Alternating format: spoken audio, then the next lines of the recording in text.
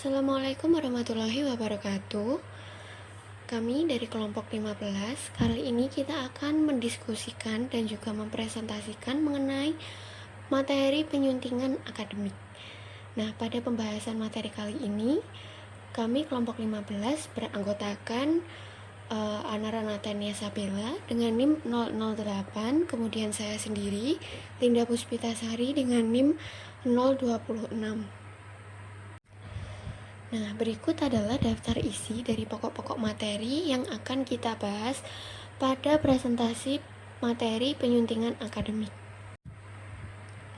Sebelum kita masuk ke inti pembahasan materi, kita akan membahas ke pendahuluan terlebih dahulu.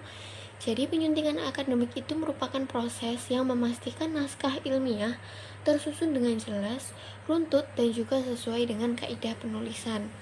Nah, pada proses ini mencakup perbaikan bahasa seperti ketepatan istilah serta peninjauan kembali logika dan koherensi argumentasi.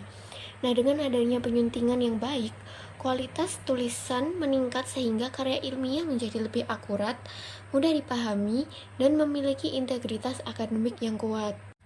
Baik, berikutnya kita akan membahas mengenai apa itu penyuntingan akademik.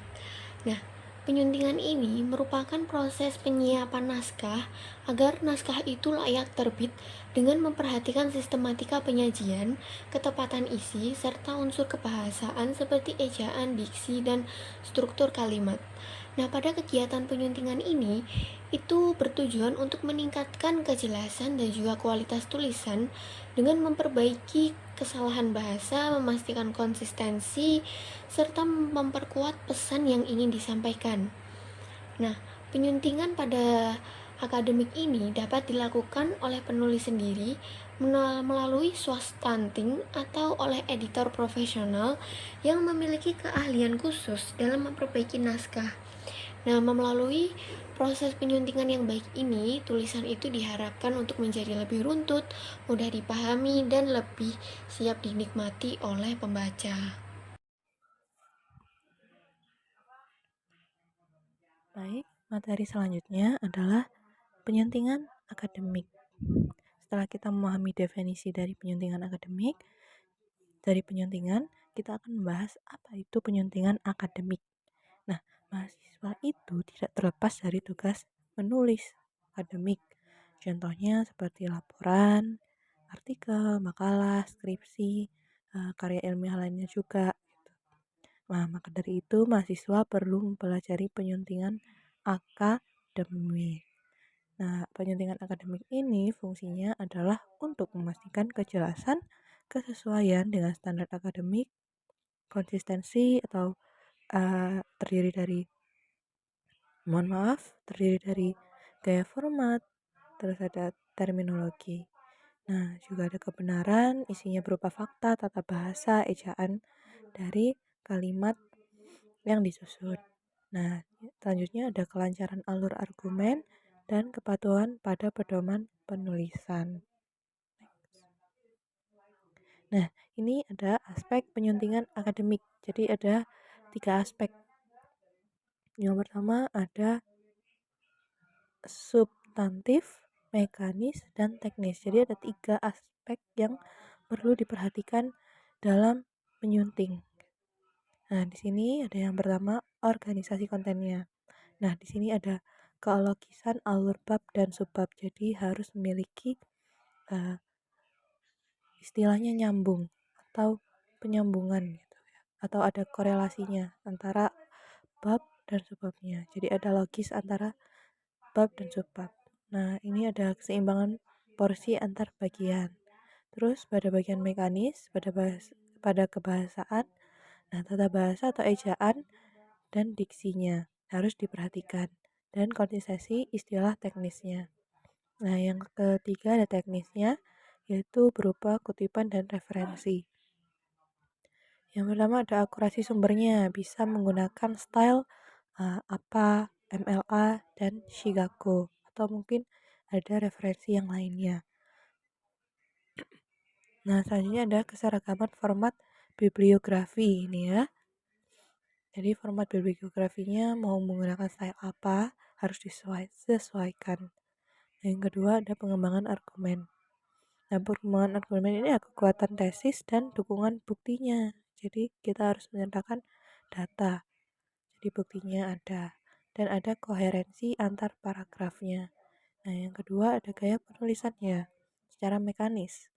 Nah, yang pertama ada ragam bahasa akademiknya, terus ada penghindaran rep- repetisi atau pengulangan dan redundansi atau ketidakbutuhan kata-kata. Jadi penggunaan kata harus efektif kayak penulisannya.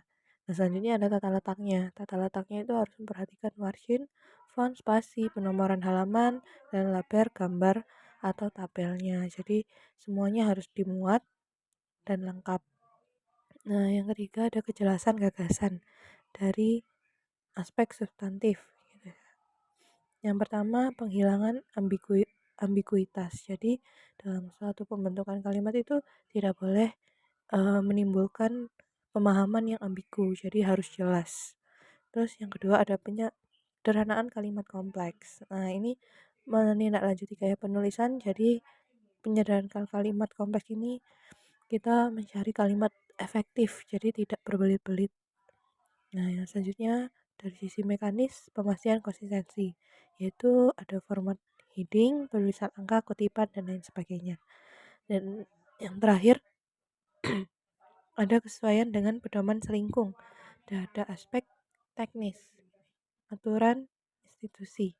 Contohnya panduan skripsi, panduan tulisan artikel jurnal, dan lain sebagainya. Biasanya di sini itu menurut universitasnya atau instansinya gitu. Mereka punya panduan skripsinya tersendiri atau penulisan artikel jurnalnya itu tersendiri. Nah, di sini ada 5 prinsip penyuntingan. Yang pertama harus ada kejelasan ya. Pastikan idenya itu mudah dipahami, terus menggunakan kalimat yang sederhana. Yang tadi hindari ambiguitas dan juga strukturnya logis dan mudah diikuti alurnya ya. Selanjutnya ada presisi. Nah, presisi ini menggunakan istilah tepat dan hindari generalisasi. Terus memilih kata-kata yang spesifik, tidak boleh berbelit-belit. Terus batasi pemakaian umumnya selalu, semua, dan lain sebagainya. Terus data atau istilah teknisnya sesuai konteks.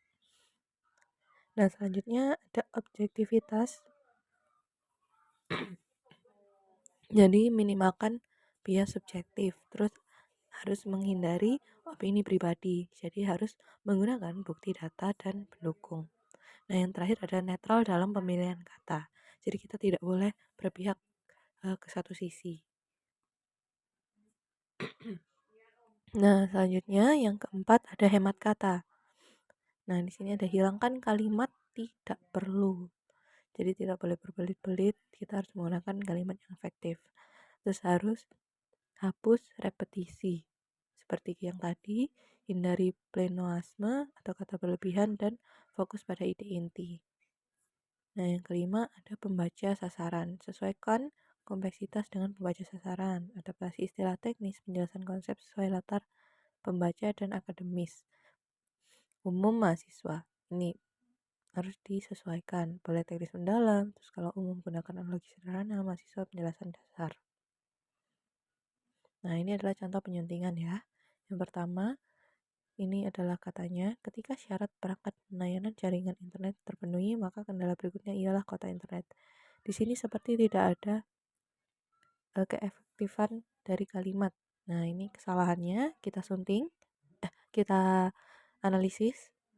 Nah, di sini ada ketika dan maka. Itu adalah dua konjungsi dalam kalimat tersebut. Jadi dalam satu kalimat ada dua konjungsi.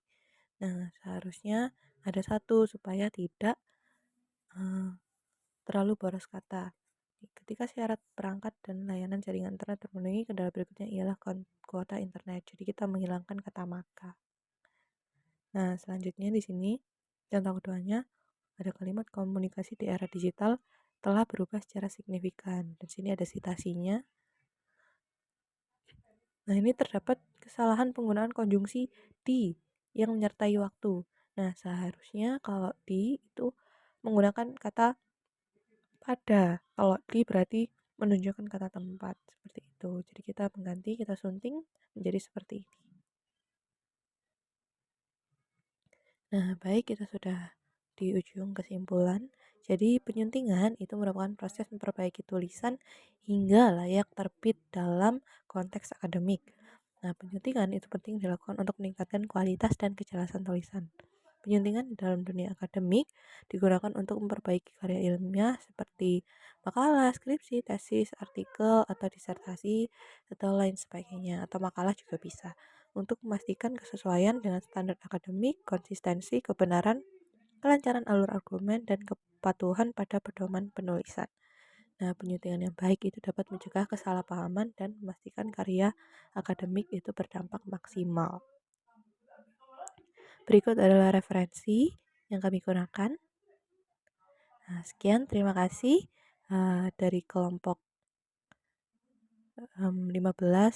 Mohon maaf jika terdapat salah kata ataupun penyampaiannya kurang jelas. Mungkin dari teman-teman yang menonton ada pertanyaan, bisa dicatat dan disampaikan di minggu depan. Sekian dari kami, terima kasih.